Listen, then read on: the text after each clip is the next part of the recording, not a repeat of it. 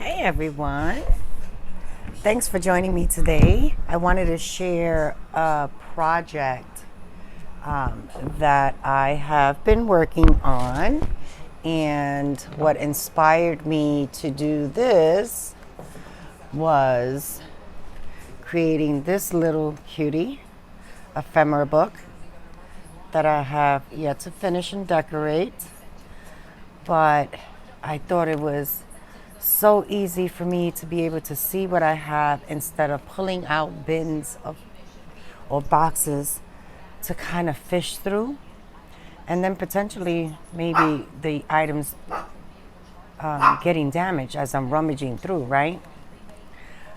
So I had a lot of file folders and I started playing around, and of course I cut off the tabs. So the file folders started like a regular file folder, and then when I cut them in half and cut off the tab, I made it to be 8 inches across. So I wanted to take this baby and make it bigger so I can hold more stuff.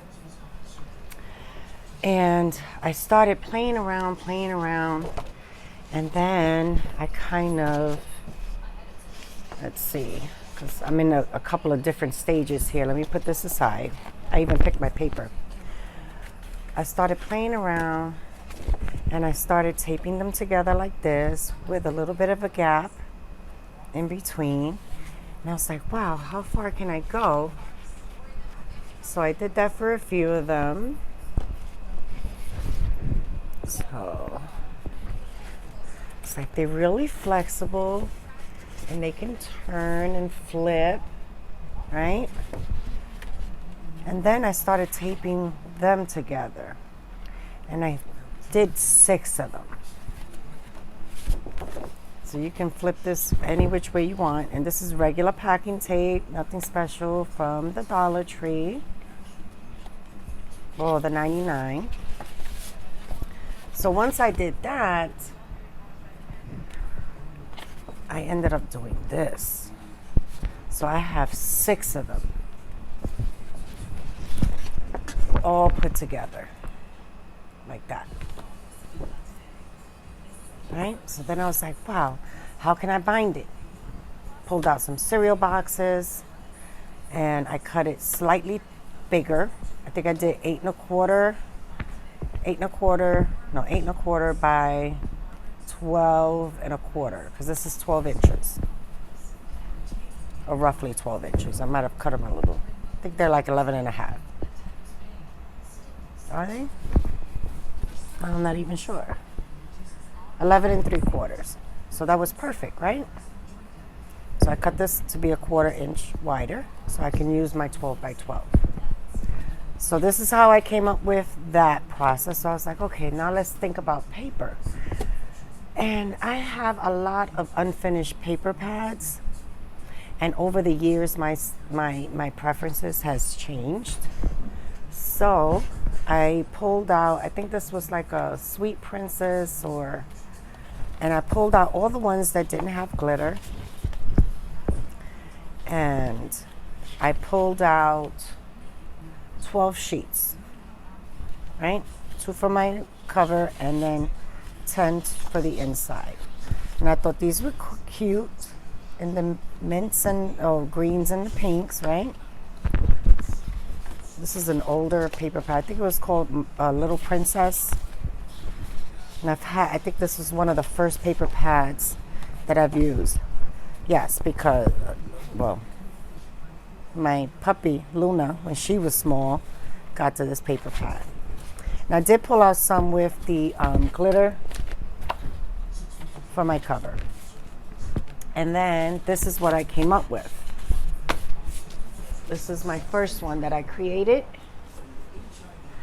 And this was Modern Meadow, one of my favorite paper pads. And this is my cover. And this is my back cover. And I'm not sure if I'm going to want to decorate this one, because my intention is to have them butted up against each other, and I don't want anything to snag. So if I do decorate the cover, it probably won't be dimensional. There really is no need for me to put a closure because this opens both ways. So this is what it looks like on the inside, and I had a lot of scrap acetate pieces, and it worked perfectly. So this is a sew project, and I think I am going to do one without sewing, using regular scrap pieces of paper instead of acetate. But I have I know this pocket is an inch. This one's an inch and a half. This is, what is this one? 2 inches, and then this is almost 3 inches. So I went 3, 2, 1.5, 1. And then this side was just spare pieces of acetate that I just did whatever. So I have my tags in there. This is my bingo winnings. I put it in there. So I am going to probably do one of these as well for my die cuts. And they sit perfectly in here. You can see everything that you have.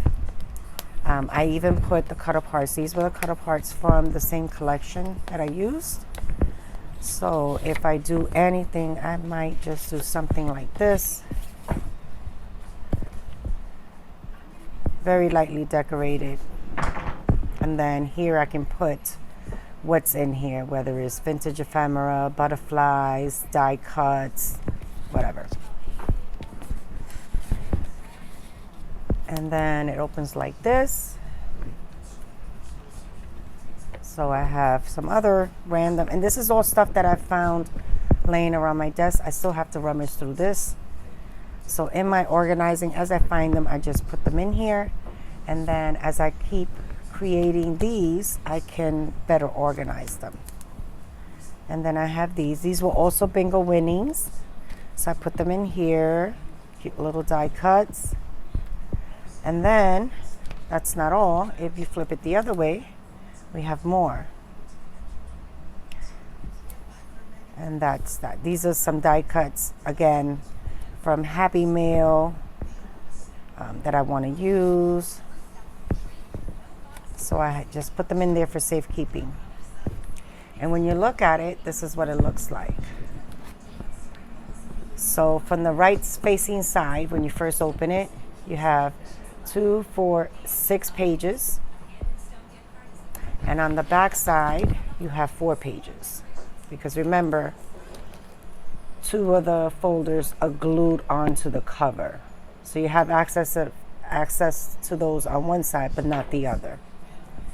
And then you have 4 more pages. And I thought this was super, super functional for me as I go through. See, I'm working with Tina's kit. Whatever leftover pieces I have, I can just put it in its proper space. That when I'm looking for pieces to finish a project, I can easily go through and see what I have. So let me know what you guys think. I'm pretty sure we all have file folders in our stash. This comes together very, very quickly. You can see by just putting the folders together. Once you cut them down, it's just a matter of laying the tape. And what was the hardest part for me, or what took the longest time, is the sewing portion. So I am going to try one without the sewing and see how it holds up. I do prefer the sewing because I can see the entire ephemera completely instead of just bits and pieces of it. And yeah, I have a lot of die cuts, guys. I have a lot of die cuts, and this is just what I've accumulated as I've gone down the rabbit hole of junk journals. I still have all my little birdie ones. I still have lots of die cuts in different containers that I need to sort through, that I know I own them, but I can't find them.